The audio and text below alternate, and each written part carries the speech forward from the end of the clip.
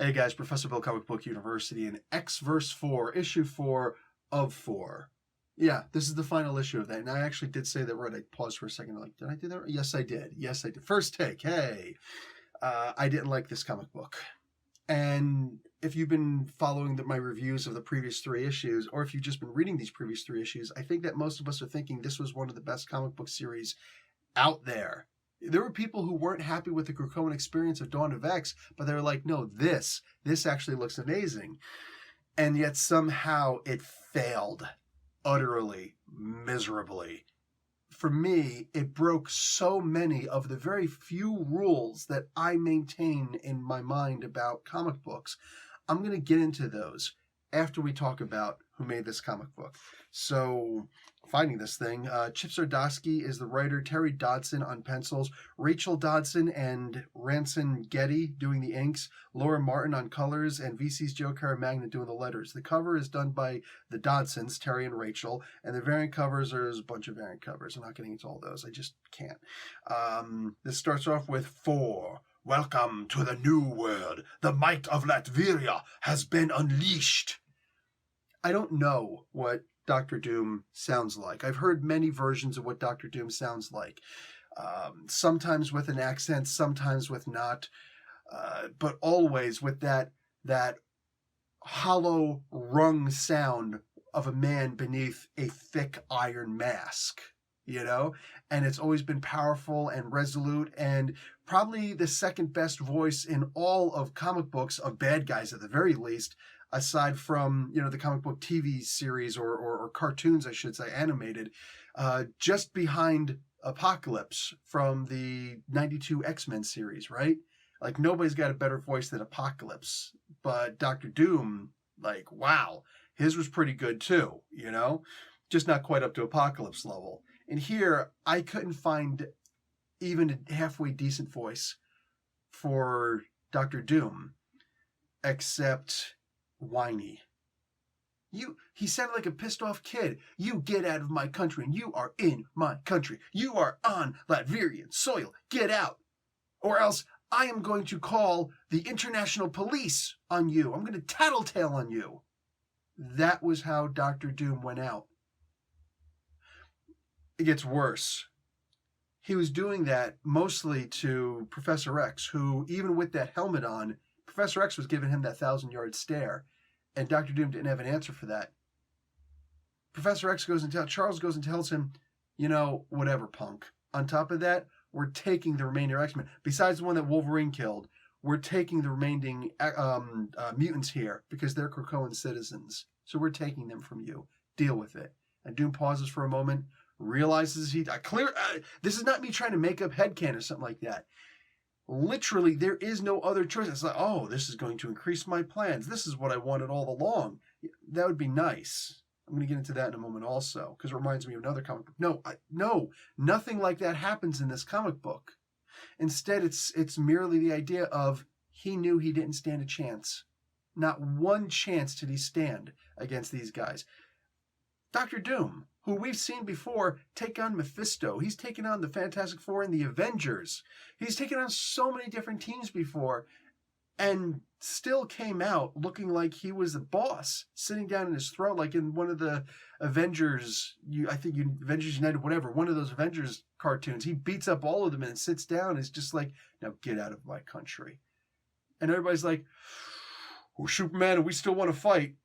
But man, you solo, without your Doombots even, just whooped all of our butts. And man, I'm going to go out, I'm going to do a bunch of push-ups, I'm going to come back, I'm going to be stronger than before, and then we're going to see what happens. And we're also going to bring, the X-Men into this, and the Defenders, and the Living Tribunal, and we're going to come back. And we're going to try and take you out. But they knew who was boss. They knew who was the boss. Dr. Doom does not go out like a punk, right? Dr. Doom is one of the characters who we're most excited to see. When we saw Thanos at the end of one of the Avengers movies, the main Avengers movie, to challenge the Earth with their heroes would be to court death, and then Thanos turns around and smiles. It's like, ooh, it's going to be Thanos. He's going to be the main bad guy. Or the next bad guy. Oh my God, we don't know what to do about this. Yeah, that was pretty damn impressive, right? Seeing Kane show up in the next one, Kane the Conqueror show up in the next series, seeing, I don't know who else, like Apocalypse, seeing whatever, seeing a bunch of different bad guys potentially show up would be one thing, but if we saw Doctor Doom, if we just saw that green cloak from behind, and that's all we saw, people would freak out. People would lose their crap and be like, oh my God, it's Doctor Doom.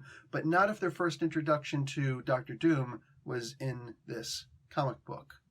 See, that's my John Byrne rule. John Byrne's rule in comic books was every comic book that you make is somebody's first comic book. There was preamble in this, which is good. There was the prologue in this, and all 4 of the issues, which is good.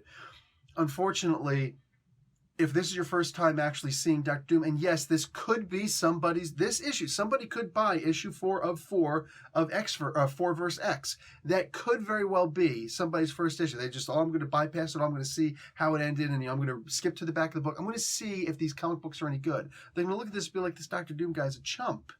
He's not cool. So the John Byrne rule really wasn't put into effect. Even more than that, a more cardinal sin is the idea that your main bad guy can't go out looking like a chump. Just like Marvel's been doing to Juggernaut, like they've been doing to Rhino. They just had Night Nurse beat up Rhino. Like, I'm sorry, I'm done. I can't ever see Rhino as being a tough guy again at this point in my mind. Because if Spider-Man can't just immediately take it, no, he's holding down service. You could stop and you could deal with me, or you can go and you could stop the world from being destroyed by Dr. Octopus. I'm thinking, I'm just going to Misty Knight you and be like, boom, one-shot you and you're knocked unconscious and now I'm good, whatever. Why didn't Spider-Man just do that? Since that's what every single person does. So Dan Slott's, the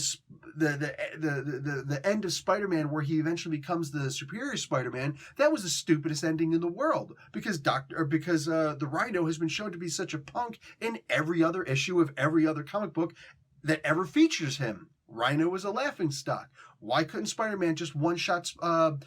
He was right there. He wasn't even like across the room. He was right there. He could have just one-shot him. Just like Misty Knight's done. Just like so many other characters have done. So Spider-Man's a punk, right? That's what that winds up doing. You try to make your hero look strong at the villain's expense. You can't use that villain again. Who really thinks of Doomsday as a threat anymore? You see Taskmaster show up, and it's like, in the movie, sure, maybe most people haven't seen Taskmaster, but if Taskmaster shows up in the comic books, it's like, who cares? It's Taskmaster. He gets punked all the time. Easily. You know? The same thing with Sabretooth. The same thing with so many characters. They just get punked out. And it's like, well, what's the purpose? What is honestly the purpose of having this bad guy show up? He was easily dispatched every other time we've seen him before. So if you don't make the villain look strong, how are you really making the hero look strong? Unless it's that flash in the pan in the beginning. I just took out what? The guy that everybody takes out? I'm not impressed. And in this particular case, they didn't make Dr. Doom look strong at all. And that's a cardinal sin. You don't do something like that. He sounded like a wimp at the end of this. Another cardinal rule is that a comic book actually has to go someplace. If you have a 4-issue limited series, you have to make sure that the bad guy at least feels like he won. Nobody feels like Doom won in this. Like he won anything, like he gained any kind of ground.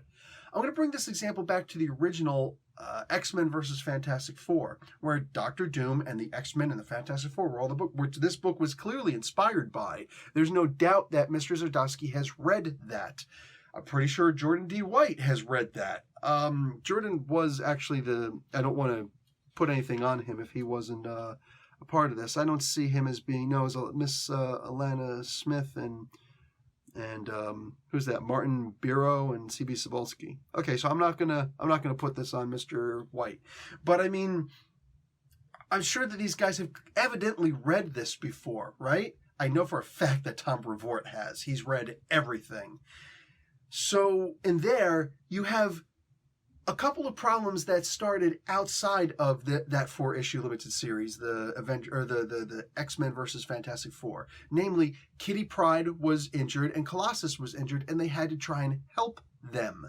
There's also a couple other problems that were addressed also, but that was the main thing. So they were injured from previous runs, whether it was, through Secret Wars, through, outside in their individual runs, whatever. And now here they come over to this comic book, and the whole purpose is to solve this problem. The whole purpose of this comic book, it appeared, was to solve the problem with Franklin Richards. Oh, this guy, he can't use his powers. You can only use them maybe one more time. Well, he uses them in this issue, and apparently he can still use them one more time. We're going to get into what he uses his powers for in a heartbeat, but first, what was the purpose of this comic book? Because the primary purpose wasn't resolved. So, I don't get it. As far as making the bad guy look strong, we could refer back to the Mephisto-verse comics, where it was Mephisto versus Fantastic Four, Mephisto versus X-Factor, Mephisto versus X-Men, Mephisto versus Avengers. All four of those were part of one series, the Mephisto series they're called. I always call Mephisto-verse, obvious reasons. There was multiple problems outside. They had to fix those problems, and they were fixed. On top of that, the villain in this, Mephisto, actually looked like a total badass because he only had one plan, and he exceeded in those plans. And while regular humans, the Avengers and the Fantastic Four and the X-Factor, all these guys may think, we won! You actually didn't, because it didn't have anything to do with you. This was a Mephisto book, and his point was to get at Hela, and he succeeded. Humans are inconsequential. These powers, these Asgardians and whatnot. Yeah, having Thor, as his own would be kind of cool, but who cares? He wanted to get at Hela directly. That was pretty cool. To me, that was a great ending. I really liked that. Stuck the ending, where you actually felt like the bad guy accomplished his goals because they were above the heads of any of the mortals or immortals that they fought against. I thought that was pretty cool. In this particular case, what exactly does Doctor Doom gain? What do the heroes gain? What problems are resolved? Even the problems that were created in this comic book. The idea that Reed Richards had this ability to ghost, to hide the mutant gene so he can't go through a Krakoan gate, which, by the way, didn't work the same way as Kitty Pryde's thing, which I guess that's fair. She was registered as a mutant. Franklin Richards was not registered as a mutant, according to Krakoa. So how is any of that actually resolved in here? Oh, here's the spoiler. Reed Richards actually was made to forget the stuff by Professor X. It was kind of cool. I liked the way that the final 3 pages of this was. I actually liked the way it's it showed, basically, all your notes are gone. Everything's gone, bruh. Everything's gone. I don't know how his notes were destroyed by mind control, but I guess, all of a sudden Magneto crushed the device that was used to do all the scanning and the changing. But wouldn't he have taken notes someplace? Wouldn't he have had dictation someplace? But somehow they knew where all that stuff was. Maybe they reached into his mind and whatnot. It seemed kind of cool where he's like, are you in my mind, Professor? Yes, I am. It's like, oh. But in the end, it's like, you really, at first it seemed like it was kind of cool, but you think about it, he really only resolved a problem that happened in this comic book. Nothing outside of the comic book was resolved. There was no point in this comic book. I can refer you back to Beauty and the Beast, which is Beast and him developing a love interest. I don't see the point of this comic book. Beauty and the Beast had a better resolution. The original Iceman 4-issue limited series had a better resolution than this. The Colossus and Jean Grey, Cyclops and Jean Grey miniseries. Every single Wolverine short story has had some kind of a purpose where there's an outside problem that was resolved in this isolated limited series. Havoc Wolverine Meltdown, for crying out loud, at least did something more than this. What did this do? There were new characters introduced by the end of issue 2, which all of us were like, oh my god, what has Doom done? Wow, like a huge buildup with the Latviathans. They were just given a name in this issue. The Latvian Sentinels. Latviathans, yeah, cute. And you know how they were beaten? They were beaten by Deus Ex Machina. That's what Franklin Richards used his power on, to just come up and Godsplain everything. Nope, problem over. It may seem like these things were so powerful, it took Franklin Richards to use his powers to do it. Okay, were they really much of a threat? Did the X-Men and the Fantastic Four really have that much of a problem fighting these guys? Because I didn't see anybody hurt or crippled in this. I just saw, oh, we're going to take these things out. I didn't see anybody like, we can't beat them. There was no sense of actual danger. I never felt like these guys were ever for a moment in danger having to fight these guys. So how were these guys a threat? Does anybody, by a show of hands, is anybody like really excited to see somebody else use the Leviathans at this point? Or do we just kind of want them to disappear, much like I feel like most of us want this comic book to disappear? This is one of the reasons why I don't get excited over comic books. I try not to. I'm excited when I read a comic book. But I don't, people say, oh, are you excited for such and such coming out? No. Because I don't know if it's going to suck, and I don't want to build my hopes up, and all of a sudden it's like, didn't really stick the ending, which is one of the main things that I look for in either a story arc or anything. You could have... I'm going to give you the example that I've given so many times before, but I'm going to actually use this series as an example. You could have an amazing ending. You could have this killer, amazing ending, an amazing beginning. Oh, 4 issues of X+Fantastic 4. Okay, let's see it. You can have Chip Zdarsky is going to be writing. Oh, crap, the Dodsons are going to be drawing it. Oh, shoot, for real? You can have, read the first issue.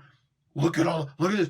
They're typical trope, hero team, whatever, and they get into it with each other. Okay, typical trope. And at the end, here's the common bad guy that they have to unite against, but it's Dr. Doom. And it's like, oh, I'm excited. At the end of issue 2, he's made his own Sentinels. Oh, no, what are you doing? Like, all this build-up and this great stuff, so you can have a great premise. You can have a great plot. Essentially. You can have this great opening story. You can have this great reason for this comic book to even exist in the first place. You can have a really good follow-along and the great center and whatnot. You can have this, like, oh my God, the setup for the climax is going to be like amazing. All this stuff. But if you don't stick the ending, all of that was for the waste. You could have a horrible beginning. You could have a halfway decent beginning. An okay plot or premise, for what's going on. You can have, just barely keeps me reading. But if you stick that damn ending, people will talk about that comic book for the rest of history, and you will be a legend. You will be a legend amongst comic book readers. And that's not just comic books. That's in a book. That's in, a novel, a full 400, 600 page novel. That's in a TV series. That's in a movie. That's in whatever you do. If somebody goes and makes a little stop motion animation stick figure thing, but it's like, holy crap, that ending, that was really good. That's what's going to keep people talking. That's what's going to get and keep people talking. That's what's going to make, trade paperback sell 10 years from now. This did not stick the ending. And that is probably the worst rule to break. But every rule was broken in this. There was no reason for this book. There was no outside problem in this book that had to be resolved. There was an internal problem. The internal problem was solved-ish if there were absolutely no handwritten notes or audio tapes anyplace. There was no new character or new idea that was brought up in a book. At one point, oh my God, this is even worse. He even got Mr. Zdarsky, an otherwise great writer. You wouldn't know that by reading this book and then therefore being turned off from ever reading Spider-Man Life Story or the current Daredevil series, which issue 22, I think it is out this week. You wouldn't know that by reading this. You'd think this guy sucks, and he doesn't. This book kind of did, though, especially this issue, which, unfortunately, since this was the final part of a 4-issue limited series, that kind of makes the whole series suck. All 4 issues suck now because the final issue was just that bad. Even science was gotten wrong in here. If you take I got Fantastic Four in my head. If you take the 100 highest polluting factories out there in the world, and you eliminate the top 10 of them, we could bring the carbon emissions down enough that we'd be safe. But if you took all of the planes, trains, automobiles, ships out of circulation, and we only used Krakoan gates to get to where we're going and do those kinds of things, you still wouldn't be able to bring the carbon emissions down to an acceptable level. The top 10 of 100 businesses do more to pollute the world than anything that we do. This is like, I'm going to take it on myself. There's a huge litter problem. I myself as an individual am going to separate my garbage and my recyclables. I'm going to separate my recyclables into different bins, like we do in Canada, It's great for yourself and for self-discipline and whatnot, but the real problem is the waste that huge businesses do all the time. The amount of carbon dioxide in whatever you drive, I don't care if it's the worst pollutant vehicle, unless your catalytic converter is shot, your engine is busted, and it's spewing black smoke out the muffler, if you've even got a muffler. If you've got a car that is on the road and that passes inspection, you could drive that car for a long time over the course of a year and not put up half the pollution that one truck from Walmart puts on, and not do 1/10 of the damage to roads and our infrastructure that one Walmart truck does. And yet somehow the suggestion is that if we get rid of planes, because that's one of the things in Reed Richards' notes when he's salivating over the Krakoan gates. No, that's not the way that science works. It's just not. And it actually gets worse because Kitty Pryde's powers in this. The opposite end of a spectrum of phasing is not density manipulation. That's density manipulation that Doctor Doom did in here. One of the smartest characters in the Marvel Universe. And he doesn't know, because Chip Zdarsky didn't bother doing any research, doesn't understand that what Kitty Pryde does is very different than what the Vision does. The Vision is able to use density manipulation, and he makes his molecules so light and so loose from each other that they're able to skip through solid objects, certain solid objects like walls. That's not the same as phasing. Phasing is actually taking your molecules and putting them out of sync with the natural harmony and the vibrations of the universe in and of itself. It sounds like this is one of the parts that goes so close to pseudoscience that it's frightening, but it is actual real science. We do have a natural vibratory state of the universe. It's one of the reasons why, at least from planet to planet and object in space to object in space, at least on that planet, we do have a common phase variance. We have time, and it's a constant, right? It's one of the reasons why, even though on the top of a mountain as opposed to the bottom of a mountain, and this has nothing to do with time zones, that has nothing to do with anything except we chose to do it because there's still a universal time. That's an easy thing to do. But on top of a mountain as opposed to on a low plateau, we'll have difference in timing, difference in temperatures. We could still calculate those because it's science. But when you say that phasing is the same thing as density manipulation, when suddenly Dr. Doom is like, I know your power is better than you, and he makes her more solid than she's ever been before, that is someone who not only doesn't understand science. I'm not going to say the basics of science. It's not a basic thing. But that's somebody who not only doesn't understand some of the finer points of science, but also doesn't apparently know anybody in the sciences who he could ask and say, so would the opposite of phasing be density manipulation? Because it's not. No. Putting your molecules out, putting your body out of sync with the natural phase of the universe to be able to go through something. I mean, phase variance is something that we actually do in engineering, and I'm not even that good at it, but I understand it better than this was explained here. Density manipulation, which the Vision does, is very different than phasing, which is what Kitty Pryde does.